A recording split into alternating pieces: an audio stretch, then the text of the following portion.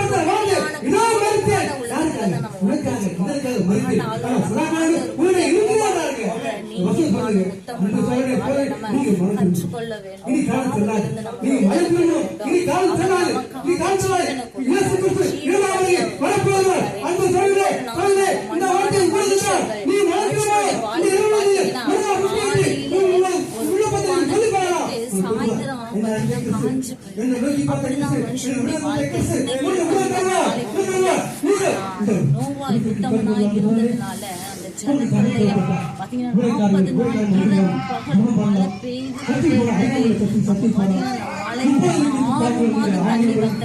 ஊற்றுக்கண்ணெல்லாம் திறக்கப்பட்டது, மதங்கள் திறக்கப்பட்டது, வந்து இந்த பாவமான மனுஷங்களும் அழித்து போட்டது.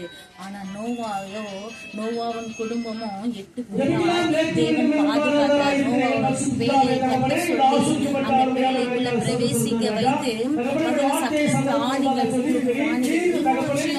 அந்த சொல்றார் அதிகாரம் கொடுத்து அதை அந்த மனுஷன் நிமித்தம் அவர்களை காப்பாற்றினார், அவருடைய குடும்பத்தை காப்பாற்றினார். அதே போல நம்மையும் தேவனை ஏற்றுக்கொண்டு தேவனுக்கு முன்பாக நம்ம உத்தமனாய் இருக்கும் போது நம்ம மட்டும் அல்ல, நம்ம குடும்பத்தார்களே நம்மை சார்ந்தவர்களே தேவன் காப்பாற்ற வல்லவராய் இருக்கிறார். ஜலப்பிள்ளை எப்படி நோவா காலத்துல வந்து அப்படியா இந்த கடைசி காலத்துல பூமி அக்கினிக்கரையாய் வைக்கப்பட்டது. ஆனா அதிலிருந்து நமக்கு காப்பாற்ற வல்லவர் ஒருத்தர் இருக்கார். அவரை நம்பி நம்ம விசுவாசித்து மனம் திரும்பி அவர்களை சேருவோம்.